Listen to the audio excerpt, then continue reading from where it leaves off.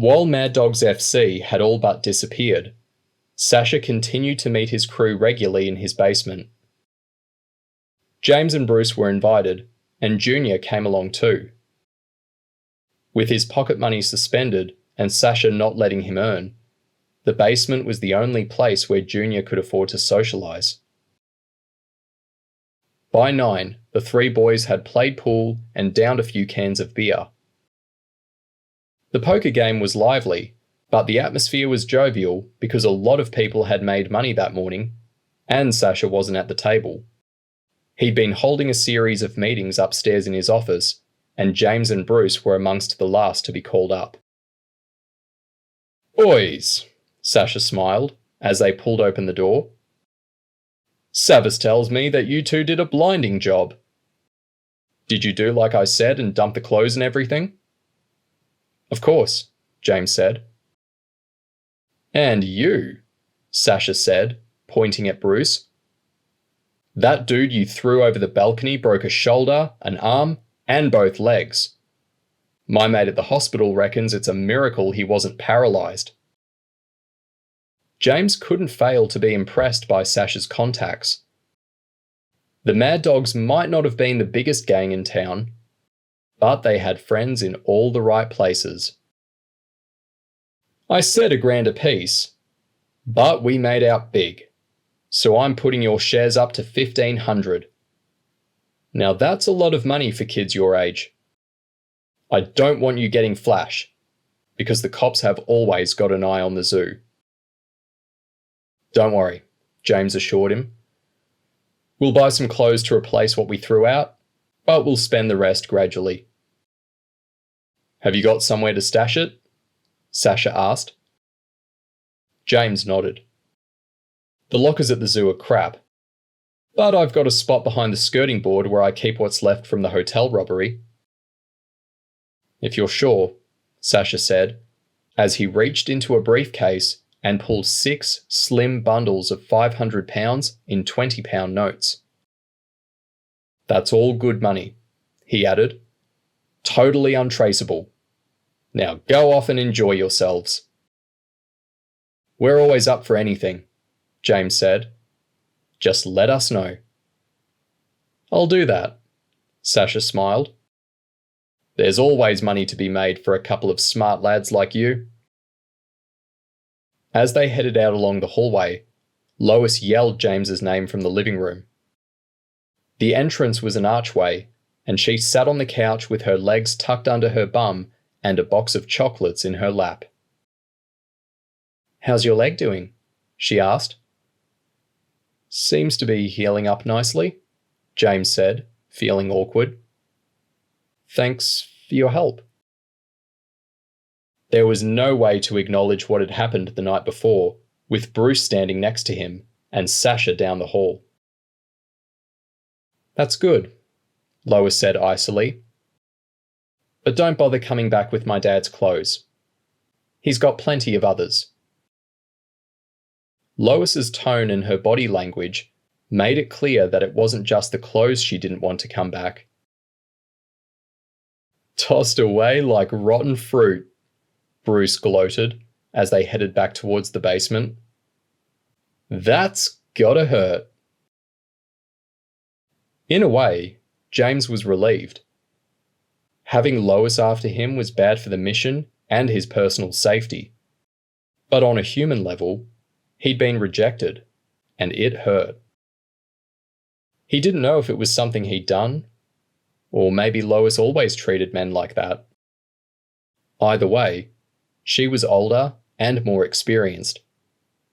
And while James didn't regret what had happened, he felt like a little kid who'd been invited to the big boys' party, only to have everyone laugh at him.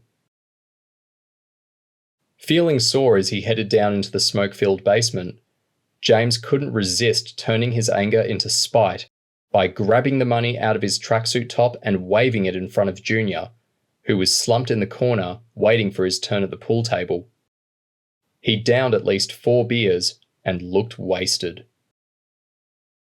"Check my wad out," James grinned. Junior's mouth dropped. "Oh, this is so bogus," he snarled. I introduced Sasha to you less than a month ago, and now you're both loaded. It's 1,500, James teased as he tried to pinch Junior's cheek. But Junior batted his arm away and stood up. I'm sick of being treated like a baby, he spat. Sasha's an asshole. Junior said it loud enough that people could hear, although everyone knew he'd never have dared if Sasha had been in the room. You want to watch that mouth, Junior, Sava said seriously. Your name's not going to protect you if you wind Sasha up. James felt bad about teasing Junior, and he pulled £100 out of his pocket and tried putting it into Junior's hand. It was the worst thing he could have done. I don't want your charity, Junior growled before turning to Savas. And I don't want to get lectured by a sodding packy either. A great wave of oohs shot around the room as Savas squared up to Junior. Savas wasn't huge, but he was a grown man, and Junior was only 15. What did you call me? Savas yelled. Would you like me to scrub the floor with your face? Well, it'd make a change from your mum doing it, Junior yelled back. The only reason Junior didn't get a slap at this point was because Savas didn't know if Sasha would stand for it. Bruce squeezed between them, and it said something about the reputation he'd already gained that Junior and Savas backed off, despite the fact that Bruce was easily the youngest person in the room. Cool it, James said, grabbing Junior's arm. Let's take a walk. I just want to earn like everybody else, Junior shouted as James led him up the wooden staircase. Maybe we could talk to Sasha, James said, looking towards the office. But Junior was in no mood to talk to anyone. I'm out of here, he said, as he headed down the hallway and grabbed the front door. If James had been focused entirely on the mission, he would have headed back downstairs to the basement. But he was annoyed at himself for teasing Junior about the money, and he followed him down the front steps. I didn't mean to wind you up, James said. I was an idiot. It's not you, it's them, Junior said, close to tears as he stormed towards the football pitches across the street. I'm sick of being Keith Moore's son. And you know what? Screw the lot of them. I've been around crooks all my life and I'm not an idiot. If they won't let me get my hands on some cash, I'll go out and earn myself. Like how? James asked. You're on parole, mate. You've only got to make one slip and you're buggered. I know places, Junior said. We could be like Wheels, ducking and diving, mugging some rich dirtbag here, robbing a fancy car there. By this time they'd reached the gates of the park, but it was dark and they were locked. Who said anything about we? James said pointedly. Why not, James? Junior said, as he rested his feet on the bottom of the gate and squeezed his head between the bars. I know you're earning off Sasha, but look at today. You robbed 200 grand. Sasha makes 150 and you made what, 5 grand? 1,500, James said. He's having a laugh, Junior grimaced. You and me together could make real money.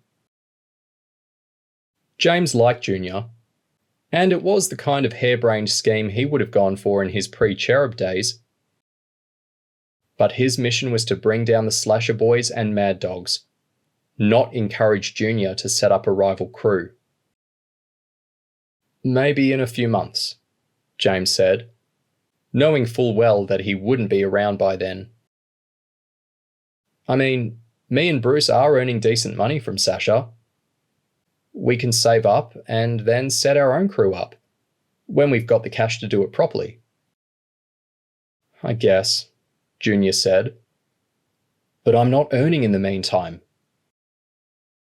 James thought about offering Junior money again, but he was clearly sensitive about taking charity, and James had a nasty feeling that he'd blow it on cocaine if he did.